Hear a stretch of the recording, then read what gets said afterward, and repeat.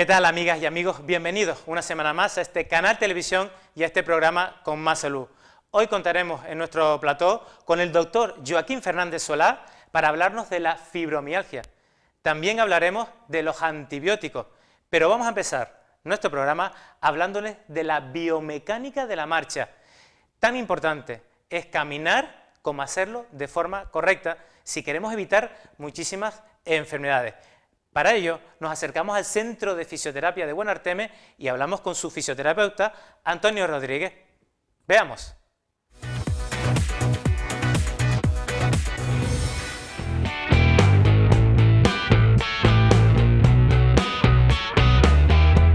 La biomecánica de la marcha consiste en el análisis exhaustivo de los diferentes ángulos articulares y fases que realiza una persona al caminar.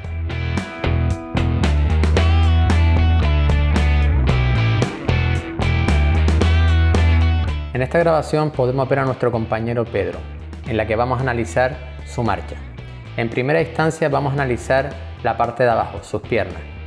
Lo primero que vamos a ver es un lanzamiento excesivo de la pierna izquierda hacia adelante, en la que podemos observar una extensión completa de rodilla. Esa extensión completa de rodilla lo que va a provocar es un impacto directo desde lo que sería el talón, rodilla, cadera, abriendo un gran sufrimiento en estas articulaciones. Ahora vamos a analizar su pierna derecha. Podemos ver otra vez una extensión completa de la misma, lo que va a provocar lo que habíamos dicho anteriormente. Esta excesiva longitud en la zancada va a provocar unas alteraciones en la parte alta. Ahora vamos a analizar la parte alta. En la parte alta lo primero que podemos ver es que la cabeza de Pedro se encuentra adelantada por delante de la raya que podemos ver. Eso nos va a decir que Pedro está teniendo un trabajo muscular muy importante tanto en su región de cuello como en la zona dorsal como en la zona lumbar, lo que ocasionará con el paso del tiempo un sufrimiento muscular y contracturas generalizadas en esa zona. En esta grabación de nuestro compañero Pedro ya le hemos dado una serie de indicaciones para corregir los fallos que hemos visto en la anterior grabación. Vamos a analizar cuáles han sido estas correcciones. En primera instancia vamos a analizar la pierna derecha. Vemos como en estos momentos Pedro entra con la parte central del talón y una flexión en la rodilla, lo cual va a minimizar el impacto del pie contra el suelo, haciendo que las fuerzas de reacción del suelo sean menores y que sean menos traumáticas para sus articulaciones. En la pierna izquierda podemos ver exactamente lo mismo.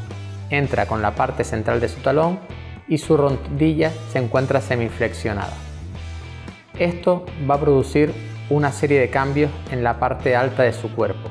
Como podemos ver, en este momento la raya pasa justamente por el hombro de Pedro y por la oreja de Pedro, lo que nos dice que biomecánicamente va en una posición correcta, minimizando el trabajo muscular tanto de cuello, zona dorsal y zona lumbar.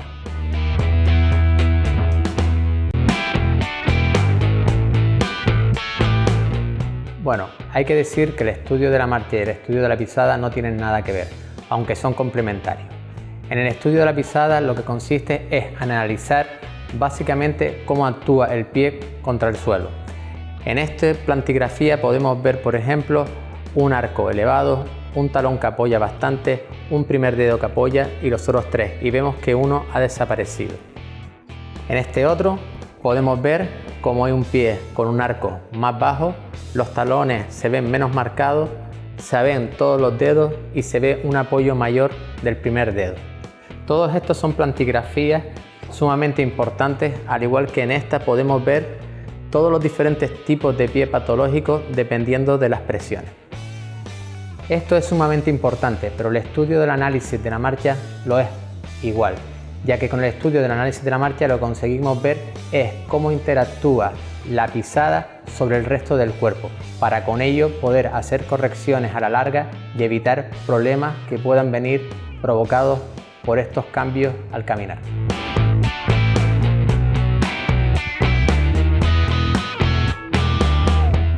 El estudio de la biomecánica de la marcha se lo deberían hacer todas las personas, Todos tenemos una serie de alteraciones a la hora de caminar que deben ser corregidas, porque a lo largo del tiempo esas alteraciones pueden perjudicarnos en diferentes aspectos. Hay veces que contracturas musculares que no sabemos por qué se producen, tanto a nivel de cuello como zona dorsal o zona lumbar, y no encontramos explicación, pueden ser muy fácil entendibles si analizamos esta marcha.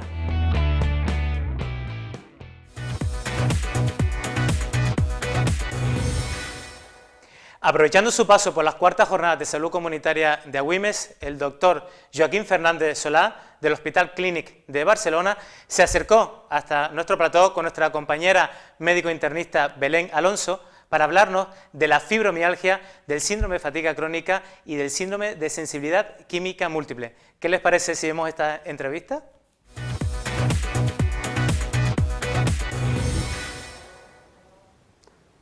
Tenemos el placer hoy de tener en el programa al doctor Joaquín Fernández Solá, médico internista y experto en enfermedades como fibromialgia y síndrome de fatiga crónica. Él trabaja en la unidad de fatiga crónica del Hospital Clínic de Barcelona. Bienvenido, doctor. Muchas gracias a vosotros. Ya, si recuerdan nuestros televidentes, hablábamos en uno de los programas de fibromialgia, quizá pues ya un concepto más conocido y afianzado entre las personas que nos están escuchando, pero no todo es fibromialgia, hay otras enfermedades y hoy, si le parece bien, nos podríamos centrar en otra de ellas y que nos cuente pues un poquito qué es o qué no es el síndrome de fatiga crónica.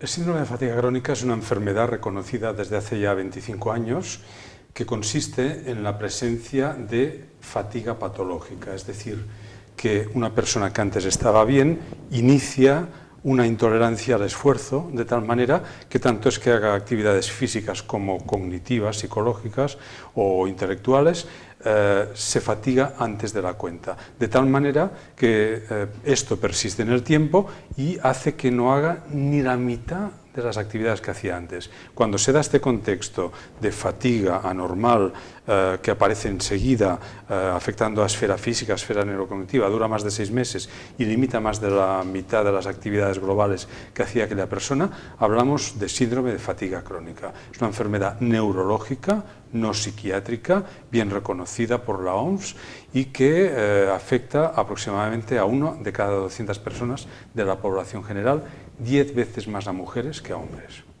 ¿Sabemos por qué se produce con más frecuencia en el género femenino? Pues sí, sabemos que los estrógenos, que son las principales hormonas femeninas que están presentes en la sangre y a todos niveles del cuerpo femenino, pues sensibilizan sobre todo el cerebro a que la fatiga, que nosotros la detectamos normalmente como un síntoma cerebral, la fatiga no deja de ser una percepción que cada persona nota de no poder hacer más actividad que la que ya ha hecho, llega a su límite de esfuerzo, ¿no? Pues entonces se percibe a nivel central en el cerebro fatiga, se hace consciente esta percepción de fatiga y los estrógenos lo que hacen es que este dintel de percepción de fatiga sea mucho menor. Las mujeres, sobre todo algunas con predisposición genética y que han tenido niveles altos de estrógenos, son propensas a tener un nivel de detección de la fatiga mucho más bajo que induce a que se den las condiciones del síndrome de fatiga crónica. ¿Hay circunstancias u otros factores que pueden desencadenar esta enfermedad? Pues sí, claramente y bien definidos. Sobre una persona ya con predisposición, mujer con factores genéticos, sobre todo si tiene hiperlaxitud, son factores de predisposición, cuando se expone lo que nosotros llamamos a incitantes, es decir, cosas que en un momento determinado pueden tener una cierta intensidad, como puede ser una infección, la típica es la mononucleosis, pero también un accidente, una intervención quirúrgica, un estrés físico o psicológico muy intenso. Esta persona que antes ya tenía predisposición, después de esta exposición puede empezar a tener el síndrome de fatiga crónica, que cuando le persiste más de 6 meses y reúne estos criterios de ser inadecuado, que afecta su actividad de forma significativa, que no mejora con el descanso y que le da además un conjunto de síntomas sistémicos, no duerme bien, el estado de ánimo se altera, tiene dolor, tiene intolerancia, es decir, que hay un contexto de síntomas asociados, le llamamos, que reúnen los criterios de síndrome de fatiga crónica, y el incitante puede ser una infección, una exposición química o un estrés psicológico. ¿Es muy frecuente este síndrome, doctor? Pues se ha visto que su prevalencia a nivel mundial es muy homogénea, es decir, tanto hay en países avanzados como países subdesarrollados, y aproximadamente es de 1 de cada 200 personas de la población general en todas partes del mundo, en Oceanía, en Australia, en Sudamérica. 1 de cada 200 personas, es decir, el 0,5% de la población, va a hacer un síndrome de fatiga crónica. ¿Viene sola la fatiga crónica? No, esta es una de las características relevantes. Usted estaba hablando antes de que en la fibromialgia a veces coexistían, pues ciertamente.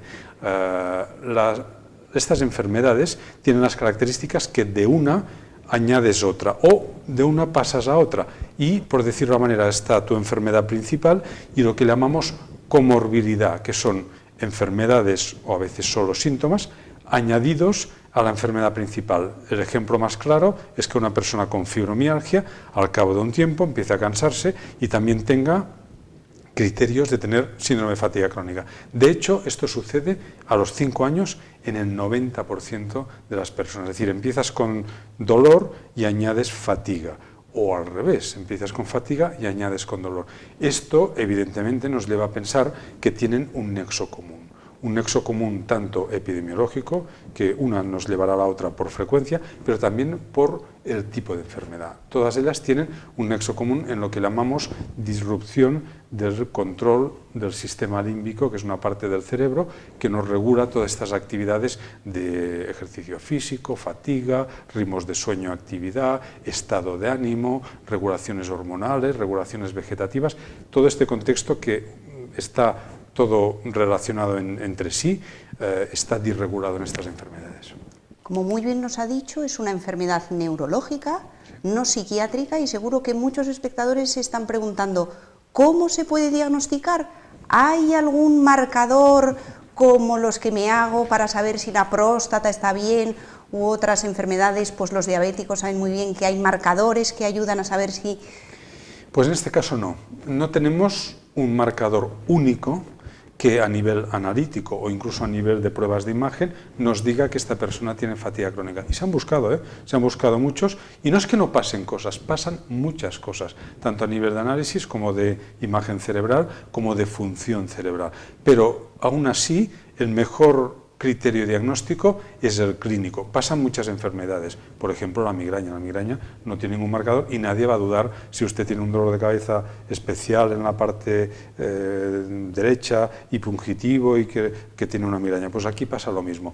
El diagnóstico no es complicado, pero se hace por criterios clínicos. El primero es este criterio que decíamos de este tipo de fatiga neuroinmune, que le llamamos una fatiga diferente de la normal. Esta fatiga que aparece enseguida, que no es fácil de reparar, que tarda más de 24 horas en recuperarse, que afecta al ámbito físico y neurocognitivo y que da esta repercusión sistémica. Es decir, aparte de la fatiga, el paciente tiene estos síntomas globales que alteran desde su sistema cognitivo al sueño, al estado de ánimo, a los ritmos biológicos del corazón, la presión, la temperatura corporal, el ritmo intestinal, el colon va demasiado deprisa o demasiado lento haciendo un colon irritable, síntomas urinarios. Este conjunto de síntomas añadidos al de la fatiga nos da un contexto que no es difícil de diagnosticar. Si conoces la enfermedad, cualquier profesional de la medicina debería ser capaz de diagnosticarlo y, en todo caso, siempre que haya dudas, hacer una opinión en una unidad especializada. Pero los criterios clínicos son los que dan el diagnóstico de la enfermedad, no ningún marcador. Sí ha sido un inconveniente esto porque, claro, los marcadores son más sencillos de utilizar. Una enfermedad que tenga un marcador, nadie duda de ello, pero no deberíamos dudar del diagnóstico de fatiga crónica por el hecho de que se diagnostique por criterios clínicos. Nos ha hablado muy bien de que son los criterios clínicos los que nos ayudan pues, a los médicos a diagnosticar y a identificar esta enfermedad. Nos hemos basado en el síntoma fatiga, que en Canarias fatiga, le digo doctor, puede ser cualquier cosa, claro. Fatiga puede ser estreñimiento, puede ser... Claro, por esto yo siempre insisto también de forma profesional, porque aparte de médicos somos docentes en medicina, que hay que hacer lo que llamamos la anamnesis de la fatiga. Es decir, el médico que está ante una persona que consulta por fatiga, que estoy de acuerdo que puede decir muchas cosas. Incluso le diría que no se ha establecido bien. Si usted coge un tratado de medicina interna global, no encontrará un capítulo de fatiga porque no se ha delimitado bien hasta que hemos tenido esta enfermedad que nos ha obligado a interrogar al paciente. Lo mejor que puede hacer un médico ante un paciente que le consulte por fatiga es preguntarle para él qué es exactamente fatiga, porque para algunas personas puede ser náuseas, para otras personas puede ser inestabilidad, para otras personas puede ser depresión. En cambio aquí no, hablamos de fatiga física cuando no tolera hacer este esfuerzo que no le llega ni a la mitad de lo que hacía antes, esta persona solo semanas antes, ¿no? Y la cognitiva, que es una alteración muy concreta de la memoria de fijación, de lo que me has dicho hace poco, que no lo he fijado y no lo recuerdo, ni tan siquiera recuerdo que me lo has dicho, y también de la nominación. Hay una disnomia, por ejemplo, personas que toda la vida se conocen, una que tiene fatiga crónica no recuerda el nombre de su compañero, incluso de su hijo. Se queda pensando y no recuerda el nombre cuando debería ser una cosa habitual. También se afecta la concentración. La concentración se pierde y algunos profesionales, por ejemplo, que trabajan en el ámbito intelectual, maestros, periodistas, pues se desconcentran, pierden el hilo de una charla, pierden el hilo de una película, no saben explicar una película después de verla, aun cuando su argumento es sencillo. Y esto no es una demencia, es muy típico que oscila, es decir, en momentos se acuerda, otros no. Y se puede valorar específicamente este tipo de trastornos con test neurocognitivos específicos. Y también recientemente, aunque no son de utilidad práctica, tenemos pruebas de imagen como la resonancia funcional o aún mejor la tomografía de emisión de positrones funcional, con marcadores muy de neuroinflamación, que nos dicen que hay zonas del cerebro que no transmiten bien la información entre lo que percibe el paciente y lo que quiere expresar.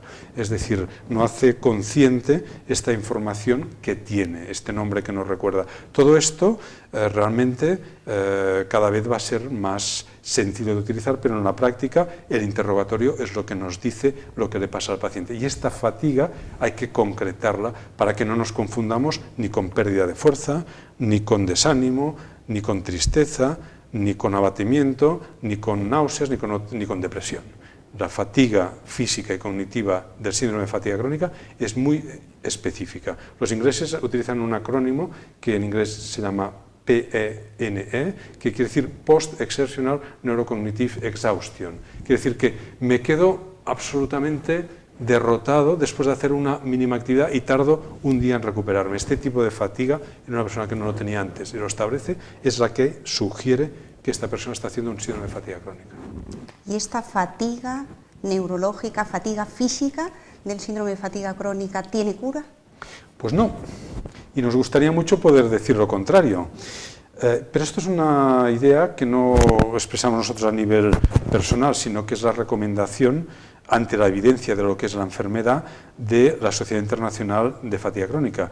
No hay que decir al paciente, no hay que asustarle, porque no es una enfermedad degenerativa ni progresiva, es una enfermedad persistente con oscilaciones, un día mejor, otro día peor, pero siempre afectado en diferentes grados. Hay diferentes grados de afectación que cada paciente puede tener de forma diferente, uno más leve, otro más intenso, pero no conseguimos hasta el momento ninguna intervención única o múltiple que sea capaz de volver a regular la percepción de fatiga que tenía esta persona antes bien y ahora mal. Pero esto nos hace pensar un contexto que es lógico. La fatiga es una percepción humana tremendamente importante. Es decir, cuando una persona disregula su percepción de fatiga, le está pasando algo muy importante. porque su reconocimiento de su actividad, de su entorno, está fallando. Y esto significa que tiene algo importante. No digo grave, pero me refiero a importante en el sentido de que no se va a poder modificar con cualquier intervención superficial.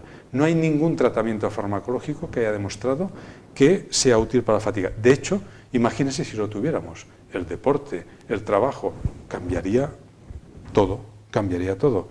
En el Barça les daríamos una pastilla para la fatiga y ganaríamos todos los títulos sin mérito. Ahora los ganamos con mérito.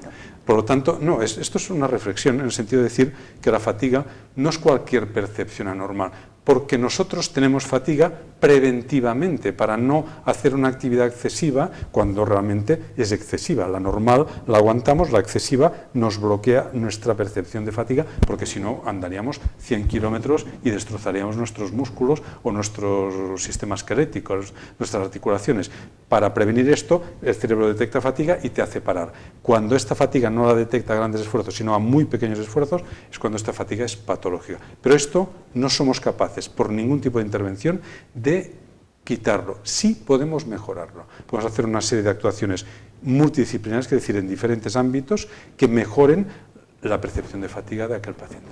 ¿Otros tratamientos que mejoren estos síntomas? Pues sí, nosotros siempre decimos que hay que personalizar los tratamientos, es decir, no se puede dar una recomendación general que sea aplicable a todos los pacientes por igual. Sí que hay unas normas generales. Por ejemplo, respecto a la actividad, hay que adecuar la actividad que hace aquel paciente. Si un paciente tiene una fatiga crónica leve que le deja al 50%, su vida debe estar al 50%. Si trabajaba 8 horas, debe trabajar 4. Si hacía después un partido de tenis y después iba a hacer un paseo, pues una de las dos cosas, no las dos. Si hacía mucha más actividad social, pues va a tener que reducirla. Y si está muy afectado, en algunos momentos va a tener que hacer una mínima actividad, casi ridícula. Depende del momento y del grado de afectación que tenga. O sea, adecuar la realidad de la energía que tiene aquella persona, de la cantidad de actividad que puede hacer, a su grado 50, 30, 20% real. Pero no estar inmóvil. Es muy malo en la fatiga crónica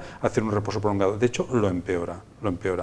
Esto tanto a nivel físico como cognitivo. Tampoco hacer un sobreesfuerzo cognitivo que tiene coste. El sobreesfuerzo cognitivo también desgasta, también produce fatiga, y también le diría lo mismo, no hacer nada cognitivamente no es bueno, hay que estimular. El cerebro es plástico y se puede estimular nuevas vías de las que no funcionan y hacer actividades, pero con sobreesfuerzo no, con actividad de interés, de cosas diferentes. Esto por una parte. En segundo lugar, hay que adaptar su entorno social. Los pacientes con fatiga tienen una característica, que es que se les desarregla mucho el entorno personal, no se sienten bien ellos mismos, no se sienten bien con su entorno, dejan de ser rendibles, dejan de tener aquella actividad tan buena que tenían, dejan de poder hacer un trabajo regular, tienen bajas laborales, entran en conflicto con su empresa, con su familia, con sus relaciones sociales, pierden sus amigos porque el día que voy a hacer el partido no puedo ir porque estoy cansado, no voy a ir a esta excursión, no voy a ir a este acto social, pierden la interrelación y se aíslan. Y esto hay que romperlo. Hay que ayudar al paciente a que pueda hacer cosas a pesar de la fatiga. Y en tercer lugar, aunque no es la base, sí que hay intervenciones farmacológicas que pueden ayudar al paciente. Por ejemplo, si un paciente con fatiga crónica no duerme bien, debemos utilizar fármacos específicos que no son los convencionales para que esta persona tenga un sueño al menos parcialmente reparador. Si tiene dolor al hacer la actividad, también podemos ayudarle a disminuir el dolor que tiene y que contribuya a poder hacer mejor la actividad. Si tiene migraña y le afecta, además de su fatiga neurocognitiva, una migraña te puede dejar sin poder hacer una actividad cognitiva, si mejoramos la migraña también va a mejorar. Si tiene sobrepeso, pues también mejorar el sobrepeso va a mejorar su fatiga.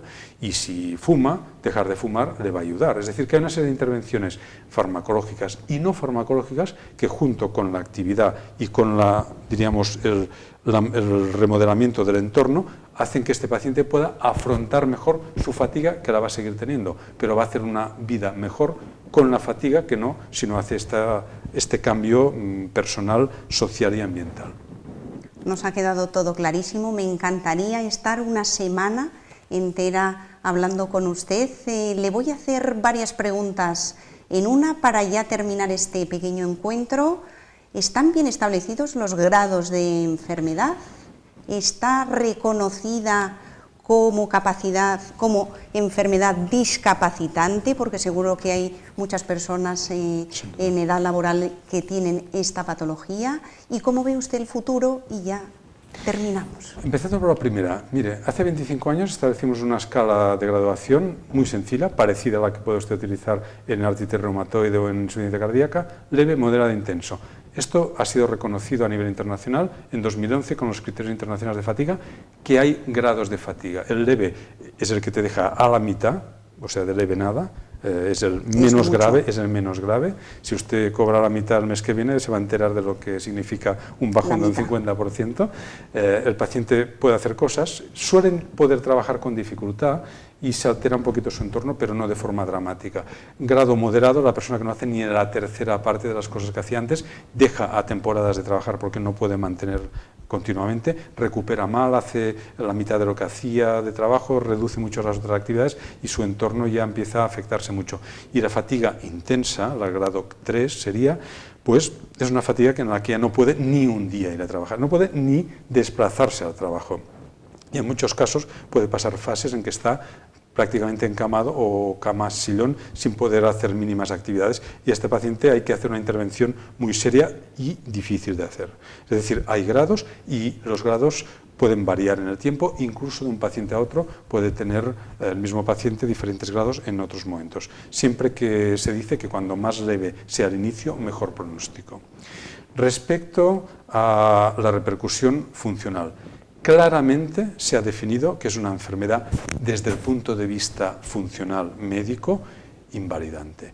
Es más, la invalidez que produce la fatiga crónica se ha visto en cuestionarios de calidad de vida y de actividades de vida cotidiana que es superior a la que producen otras enfermedades que en principio pensaríamos que son más incapacitantes, como puede ser tener un cáncer activo o tener un SIDA o tener una esclerosis múltiple. Estos pacientes en los grados intensos no hacen ni el 20% de la actividad, no hacen ni pueden hacer por encima de su voluntad que hacían antes. Esto no significa que todos tengan un diagnóstico adecuado, una valoración funcional adecuada y que se reconozca. Esta parte final es la más difícil, porque no es lo mismo tener un diagnóstico que un reconocimiento de invalidez.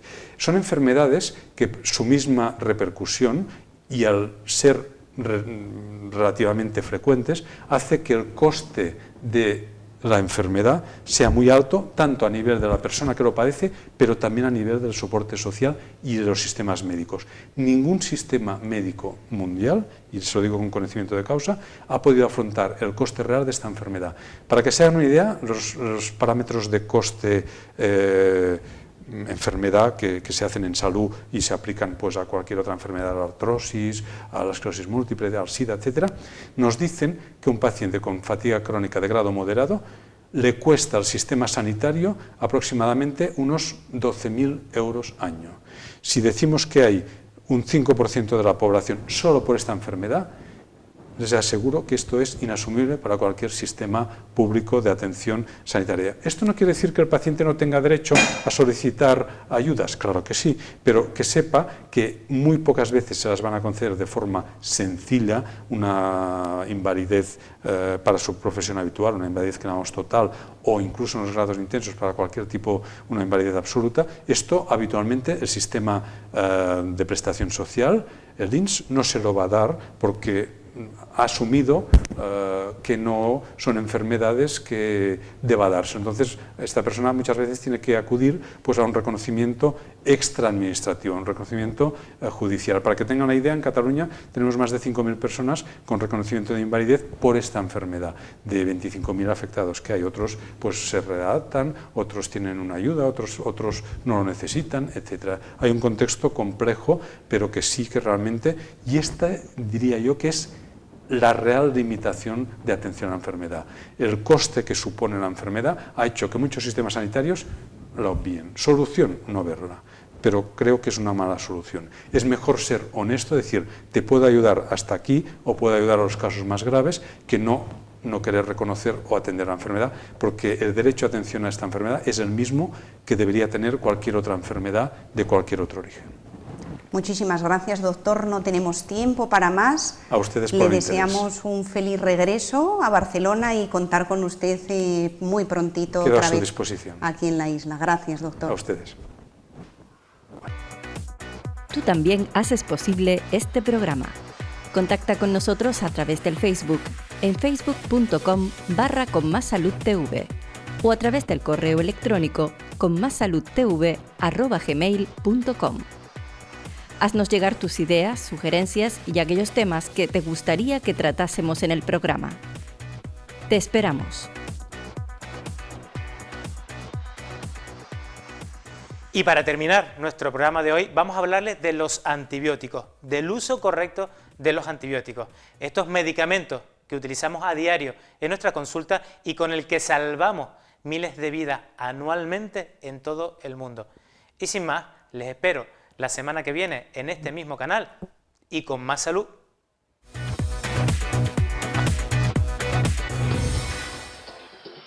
En pocas décadas, muchos antibióticos dejarán de servir para tratar enfermedades frecuentes producidas por bacterias.